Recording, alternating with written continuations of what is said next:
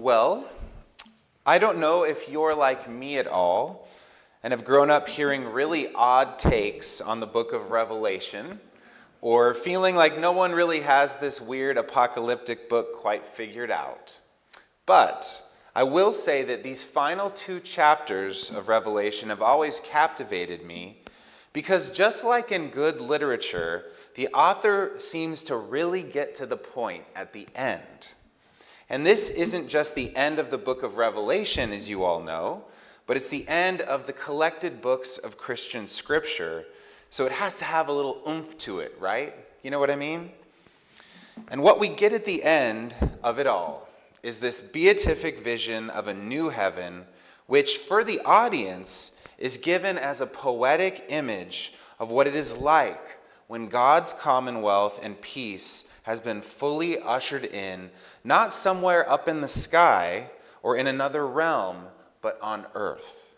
Did you notice that John's heaven comes down to earth, not the other way around, not up? Wonder what he's up to there. Now, I don't know if you've ever debated heaven and hell with another Christian before. Hopefully not, maybe, but most likely, right?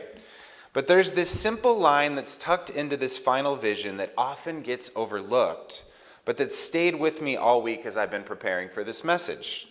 It says this: its gates will never be shut. Its gates will never be shut.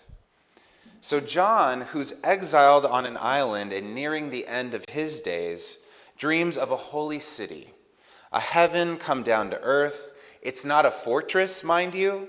It's not a gated community for the few who got it right. It's a city with wide open gates, always open day and night. Open to the nations, open to the wounded, open to the wandering. And in the middle of the city, a river flows and trees grow that heal the hurts of a broken world. It's a breathtaking picture, right? One that we're not meant to save for later, but to live into now. Because if heaven's gates are flung wide open, then maybe ours should be too. You know, sometimes it feels like we live in a time where a lot of gates are being closed, doesn't it? You know? We close ourselves off from people who think differently than us. We close our borders to those who are fleeing violence. We close our doors to the inconvenient and the unfamiliar. We close our hearts when we feel overwhelmed, exhausted, or unsure how to help. But the good news of the biblical vision of heaven is that God doesn't close gates like that. God doesn't wall off the wounded. God doesn't say, come back when you've got yourself all together. The city of God, we're told, doesn't even have a temple in it because God can't be contained in one place. The whole city is lit up with love, and the gates are wide open, not just for show, but because healing and welcome are the new way of life. We get a glimpse of that way of life also in the story of Jesus healing a man who had been sick for nearly 40 years, don't we? You may know the story. Jesus walks up to the man lying beside a pool in Jerusalem and asks, "Do you want to be made well?" Which is obvious, right? Of course this man wants to be made well. But it was the Sabbath, as Martha so playfully noted, which was supposed to be a day of rest. Again, a day when work was forbidden, and healing technically was a kind of work. But Jesus didn't stop to calculate that, did he? He didn't pause to check the rules. He didn't wait until the right time or ask for his credentials first. He saw suffering, and he stepped through the gates of Jewish custom and law and expectation, and he healed anyway. Because love always moves first and often ends up blowing the gates wide open. The people in power were upset with this, of course. Healing on the Sabbath, that's not how we do things here, Jesus. But Jesus was living out the rhythm of Revelation's city before it had even been written. A rhythm where love refused to wait for permission, where healing comes before protocol, and where grace and inclusion are not on anyone's schedule. And long before Revelation painted its cosmic picture of open gates and healing trees, long before Jesus bent the rules for the sake of love, Psalm 67 also gave us a glimpse of that same wide welcome. Let all the peoples praise you, O God. Let the nations be glad. Let your saving power be known among all nations. There's no small circle here, is there? No chosen few, right? Just blessing spilling out across the earth. Psalm 67 begins with a prayer for blessing that I remember my father singing over me when I was a young child, and that I ended up singing to my children as they were born as well. May God be gracious to you and bless you and make God's face to shine upon you. But that blessing isn't meant to stay with us. It's also meant to ripple outwards, that your way may be known upon the earth, that your saving power might be known among all nations. So the blessing of God is not a possession to be held. It's not a prize. It's a light that's meant to shine in every direction. And the psalm ends with a vision of reverence, not from one people, but from all the ends of the earth. That's the same vision we hear echoed in Revelation, isn't it?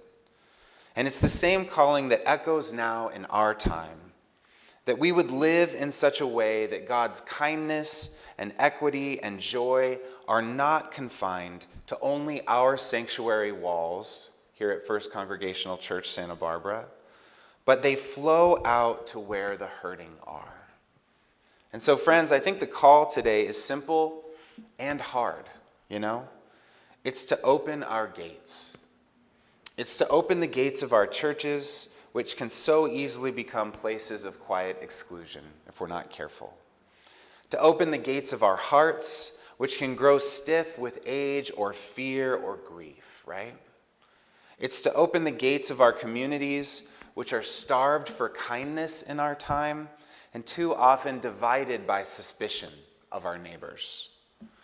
What would it look like to become a church where the gates never shut?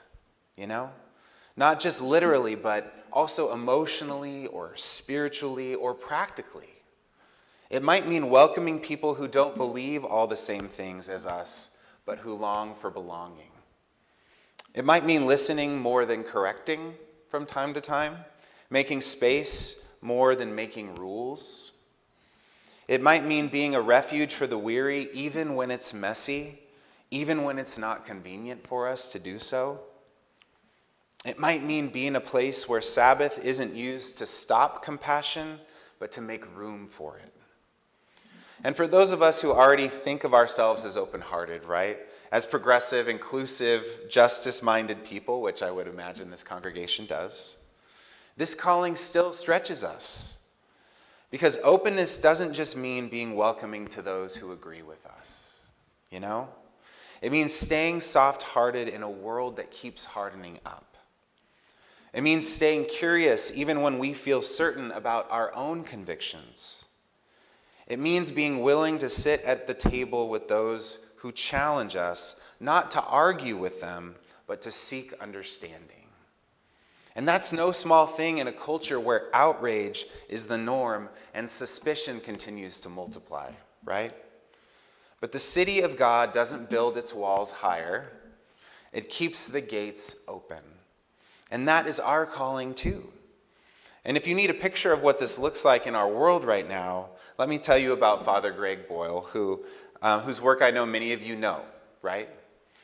He's a Jesuit priest in LA and the founder of Homeboy Industries, the largest gang intervention and rehabilitation program in the world. And for decades now, he has welcomed people that most of society has written off. Former gang members, people just released from prison, those struggling with addiction and grief and shame. And he doesn't start with fixing them, does he? He starts with belonging first. He creates a space, in essence, where the gates are wide open. They come in for jobs, yes, but they find more than that. They find tenderness. They find community. They find someone who believes, like Jesus, that healing doesn't need to wait for a better time, that the love they deserve isn't earned, and that transformation begins not with judgment, but with presence. And the result is that lives are changed, Cycles of abuse and harm are broken that are generational. Wounds are mended. A little slice of this new heaven rises up in the middle of Los Angeles. You know what I mean? That's what it looks like when we live like the gates are open. We're all living in a time that is hungry for a different kind of community. And if we're being honest, I think the call to openness isn't just personal, it's national for us.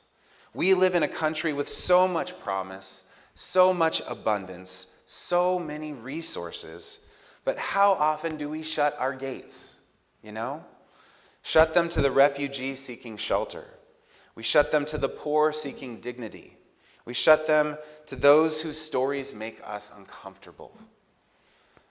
But what if the greatness of a nation isn't measured by the strength of its borders, but by the breadth of its welcome? What if the truest measure of our moral courage isn't how well we protect what's ours, but how bravely we share it? The city in Revelation isn't strong because it excludes people. It's strong because it shines with the glory of God and its gates never close. And maybe that's a vision not just for the church, but for America too. At least I hope. The divisions around us that are political and racial and generational and theological have carved deep canyons for us, haven't they? But the vision in Revelation offers us another way.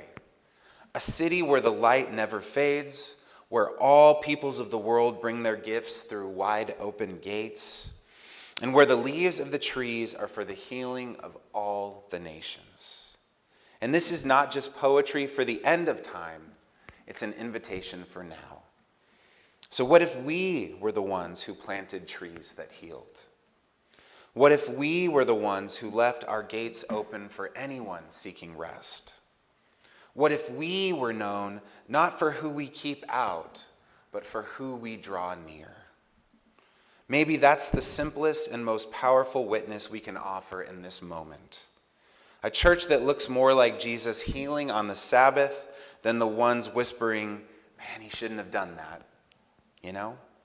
A community that looks more like heaven come to earth than a museum of how things used to be, right?